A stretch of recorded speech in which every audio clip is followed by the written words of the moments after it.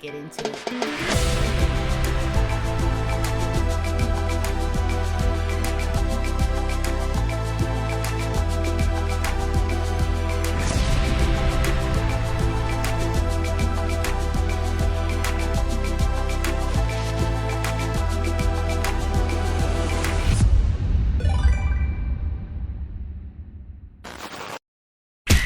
How's it going, y'all? It's Nixus here. This is very loosely connected to Jack Harlow. For those who've been keeping track, Jack Harlow's newest album came out called Monica, and he leaned more into the soul, R&B, neo-soul direction. And in an interview, he made the very wise decision to say the words, "I got blacker." I got blacker. And the internet has been clowning this man ever since. But that got me thinking about white people that were actually respectful of R&B and soul. In the deleted video, he uses the example John B. I'm gonna tell y'all right now, I didn't know I didn't know that was a white boy. So I started thinking about earlier examples of what Jack Harlow was trying to be, and one person came to mind almost instantly.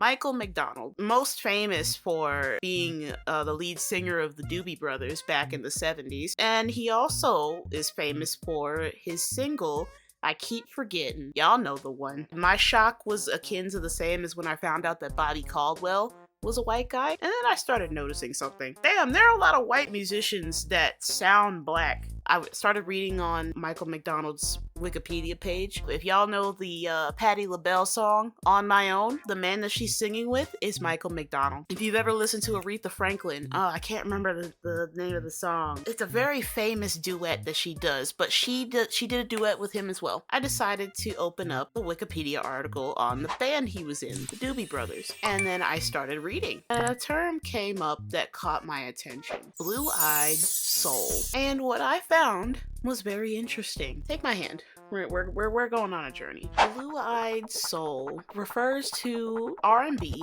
and soul that are performed by white artists. The term was coined in the 1960s to describe white artists whose sound was similar to that of the predominantly black Motown and Stax record labels. This term was coined allegedly in 1964 by a Philadelphia radio DJ named Georgie Woods. We're talking about a specific group called the Righteous Brothers, who received airplay on the R&B radio stations because they had a very black sound. Y'all know what I'm talking about. They had a predominantly soulful sound. This group gets played on the radio stations, and people started getting interested. They were like, "Who the fuck?" And when they went to interviews, people would almost double take because they didn't know that they were white. And these are R&B radio stations, so predominantly black. These are all black interviewers in black radio stations that this music was being played on. Mr. Georgie Woods, when he started playing them more often, he began saying, "Here's my blue-eyed soul brothers." And it became a code to signal to the audience that they were,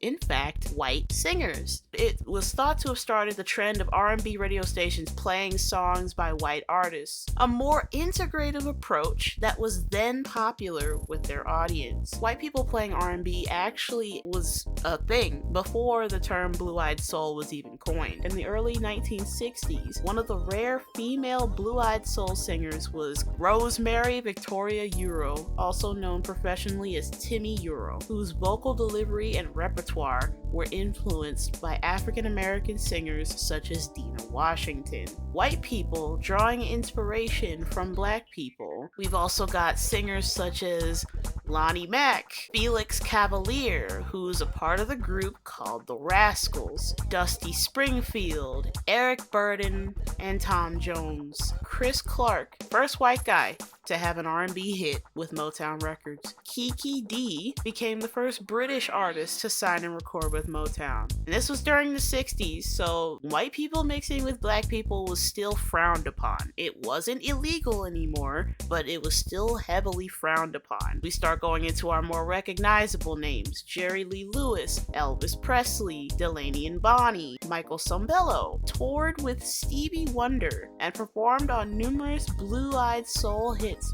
for Wonder, Brian McKnight, David Sanborn, Bill Champlin, and Mr. Bobby Caldwell. the Pussy Slayer himself. Hamilton, Joe, Frank, and Reynolds. Tower of Power. You gotta be a real music head to know who Tower of Power is. They're fucking phenomenal. Became the first white/mixed act to appear on Soul Train. Then we have Mr. David Bowie. He was another early white artist to appear on Soul Train, and he released his album Young Americans, to which he called Plastic Soul. I'll make a little video on this later. But then you start going into the big names. Daryl Hall and John Oates. Then you got Mr. Bobby Caldwell, the white boy that fooled 1,000 black people with his song, What You Won't Do for Love. He broke all of our necks with that shit. The collective whiplash that the black community had when they realized that that was a white boy, the medical bill, you could wrap it around the earth 3 times. Then we go into our 80s. Phil Collins, Culture Club, the Dexys Midnight Runners, Tina Marie, Paul Young, Eurythmics, and then you had Mr. George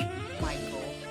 Then you had your 1990s, Mr. Rick Astley, the creator, unwittingly, of the Rickroll. And right here in the Hall of Fame, Mr. Jonathan David Buck, also known as John B. Here's where we start getting into our problem. A backlash ensued in the late 1980s, as some black people felt that white people were cashing in on the popularity of their music. The extent of the backlash, however, was not universally agreed upon. Mr. Daryl Hall of Hall & Oates has described the term blue-eyed soul as racist, saying it assumes I'm coming from the outside. There's always been that thing in America where if you're a white guy and you're singing or playing in a black idiom, it's like, why is he doing that?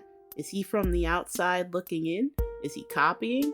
What's the point of it? Come on, it's music. It's music. That's the point that I want to hold on. A member of arguably one of the most famous blue-eyed soul groups of all time. This both exposes the good side and the bad side of the blue-eyed soul phenomena. There's 2 sides to every coin. We'll look at the good side first. The fact that Daryl Hall takes such offense to the term blue-eyed soul is a good thing, because he indirectly says, when it comes to this type of music that I play, I don't see color. I don't see the skin tone. I see good music that comes from the soul. He's frustrated. He's like, it's music. That's what it is. That's what it's always been about. It's always been about the music, which is admirable. Then you start to see the bad side of this statement. It shows a blatant lack of awareness of the genre that they stepped into. And a lot of white people, and it's gonna be that lack of awareness is going to be prominent unless you grew up around black people your entire life and that's where you grew up, to where you were just that was your people. Most white people entering black spaces are not going to understand the situation from the inside looking out, because they are not an insider. And it takes a special kind of assimilation to really immerse yourself in the culture to the point where you can speak from an insider looking out. I'll give you an example. John B. and Eminem. They grew up around black people. That was their people. Yeah, they knew they were a minority. Yeah, there were the racist jokes and everything, but that was their people. When you're growing up in a community that's full of black people, you deal with it. Those are your friends. Those are your family.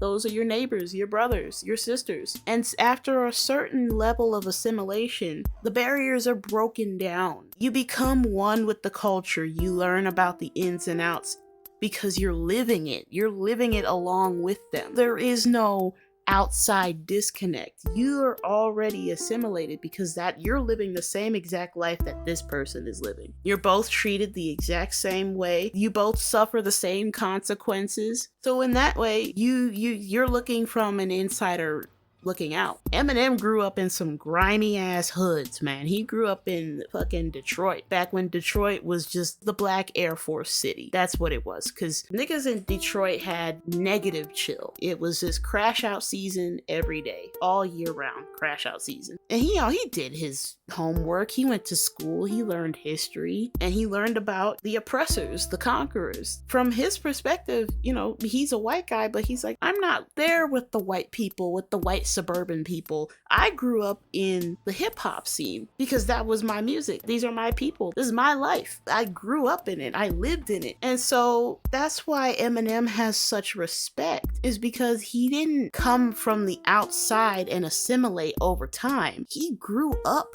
in it. And then instead of taking what most white people back then did, use black music to elevate themselves to mainstream and then switch genres, he stayed in the genre. He said, no, this is my genre of music. Like, I'm not just using it as a piggyback to the top, just to abandon it for a completely different sound. He's like, no, this is my sound. And back then people didn't like that because they had never seen it before. Well, they did with Elvis, but even then Elvis ended up transitioning to a different genre of music anyways. He came up during a time where imitating black people was very heavily frowned upon because integration was still illegal. But we're not comparing Eminem to Elvis because their stories, while similar, veered off in two completely different directions. But yeah, that's why white people in suburbia didn't like Eminem back in the early 2000s, and why the FCC tried to censor him so hard, because he was not conforming to what all of the other white artists who adopted black music were doing. He wasn't